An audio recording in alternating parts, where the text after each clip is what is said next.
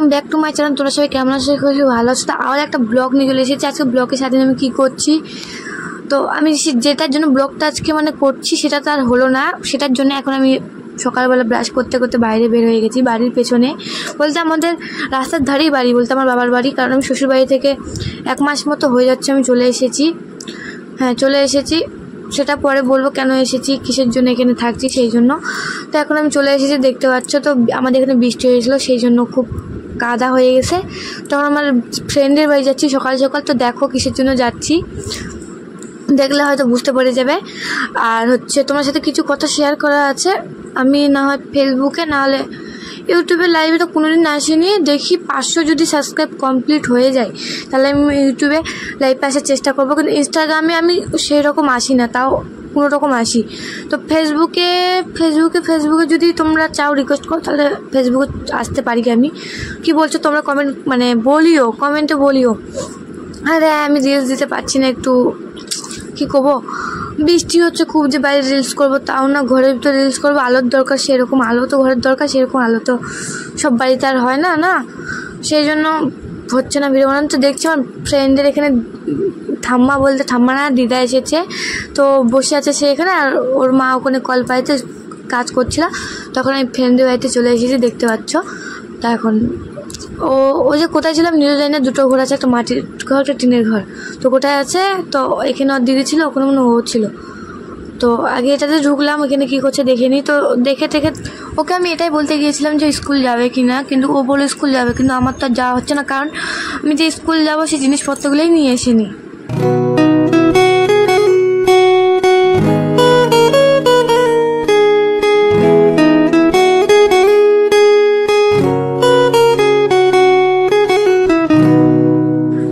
থেকে এসে দেখছি, হঠাৎ করে দেখছি ভাই রাস্তার ধারে একাই আসছে। তো দিদাকে দেখতে পারলে হেঁটে দিদা চলে এসেছে আগে।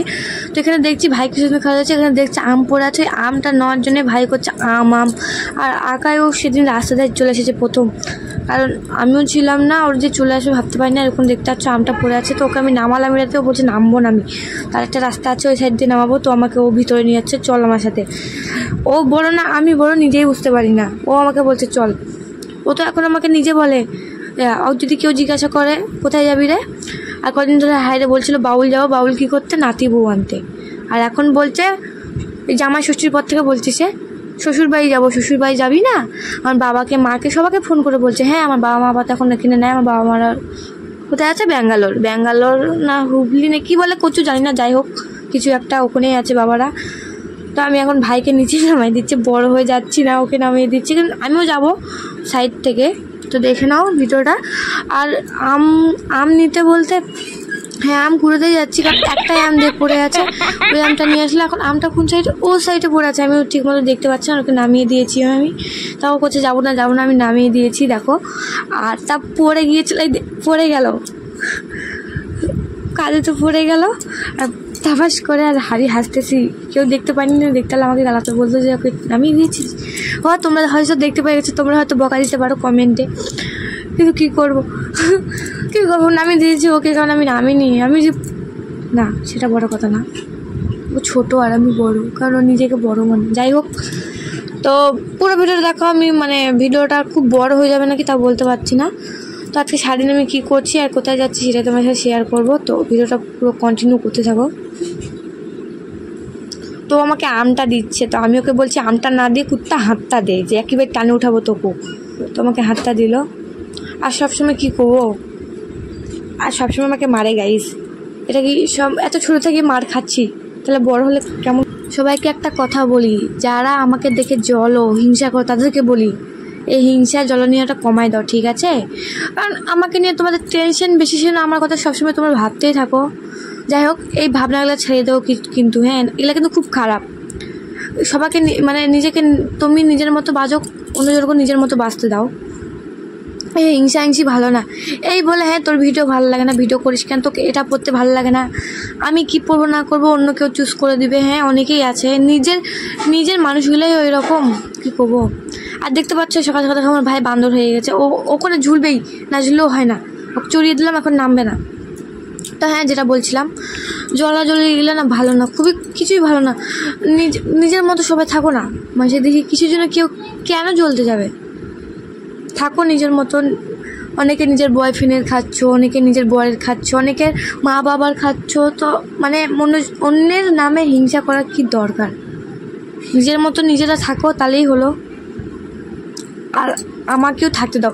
অনেকে দেখছি বাজে কমেন্ট করে, তাদেরকে বাজে কমেন্ট যারা করছে তারা হয়তো এতক্ষণে বুঝে গেছো এই কথাগুলো কেন বলছি আমি। আর যারা এই কমেন্টগুলো করছো আর যেই করছো, তোমাদের একদিন দিন আসবে, এটা ভাবে নিও। এতটুকুই বলার ছিল, শুদ্ধালে শুদ্ধাই যাও। একটা কথা কি হলো জানো, আমি না কল না কোনোদিন ঠাইছিনি জানো, কলে পাম্প কোনোদিন করিনি। কারণ হচ্ছে ছোটো থেকে আমি বাইরে থেকেছি বলতে গুজরাটের সাইডে বেশিরভাগ থেকেছি। ওখানে আগে হ্যাঁ আমি বেশিরভাগ বাবারা যখন কাজ করতো, যেখানে কাজ করতো ওখানে থাকতাম। ওখানে ট্যাঙ্ক ছিল বলতে কুয়া ছিল, ওই কুয়ার থেকে জল উঠানো হতো। ওই জলটাও ঠিক মতো উঠাতে পারতাম না। ওই কুয়ার যে বাল্টিন টাল্টিন থাকতো, ডাবল টাবল থাকতো, সব পড়ে যেত কুয়ার ভিতরে। তো একদিন ওখান থেকে না আমাকে একটা দিদার বাড়িতে পাঠিয়েছে। ওখানে কেমন, ওখানে ঘরের ভিতরে সব কিছু, বাথরুম থেকে ট্যাপ থেকে সব কিছু ঘরের ভিতরে, মানে যা জিনিস সব ঘরের ভিতরে, খালি বাইরেটা খালি বাজার করতে যেতে হয়, এটাই। মানে ওখানে থাকতে ওখানেও মানে সেরকম না, ট্যাপের মধ্যে থাকা নিয়ে। হ্যাঁ তো হ্যাঁ খুব মিস করছি। আর যারা আমাকে নিয়ে গিয়েছিলো, যাদের সাথে থাকতাম, ওদেরকেও খুব মিস করছি। এখন হয়তো ওরা বিচ্ছেদ হয়ে গেছে, যাই হোক বিচ্ছেদ হওয়ার পরেও এখন তাদেরকে আমি মনে করি, কারণ খুব ভালোবাসতো আমাকে। যাই হোক এখন কথা বলে না, ওরা বলে না, আমিও বলি না। যাই হোক বলে না বাদ দাও। তো এখন আমি কল সাজতে অতটাও পারি না। তখন এই কলটা আমাদের নতুন লাগিয়েছে এবারই, কিন্তু না চটকে ওঠে। এটা সব থেকে বড় হলো, এক হাত দিয়ে খুব প্রবলেম হয়ে যায়। তো আমি এখন ফ্রেশ হয়ে আরও কিছু করবো, সেটা তোমার সাথে শেয়ার করবো।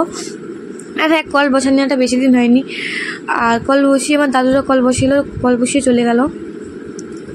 আমার মামা দাদু মিলে কলটা বসিয়েছে। আর হ্যাঁ অনেক দিন হয়ে যাচ্ছে, আমার দাদুর খুব অসুখ হয়ে গেছে জানো।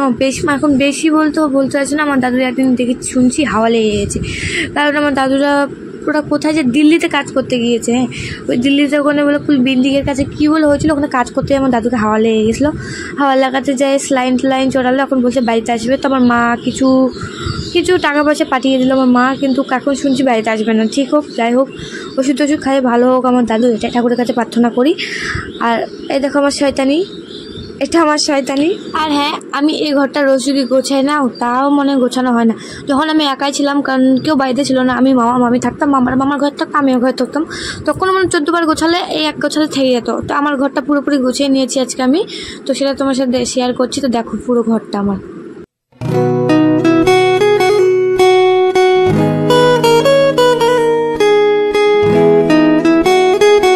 ভিডিও এডিটিং করছি এখন, একটা শর্ট হ্যালো ফেসবুক আর ইনস্টাগ্রামে ইউটিউবে দিয়ে দেবো অবশ্য। বাবু বলতো হাই, হাত দেখুন কর হাই, বল হাই কর, বল হাই, হাই দিব। ভিডিওটা এই পর্যন্ত কেমন লাগলো কমেন্ট করে জানাও। আর মানে 5 সেকেন্ডের ভিডিও হবে কিনা সন্দেহ। ঠিক আছে, টাটা বাই বাই।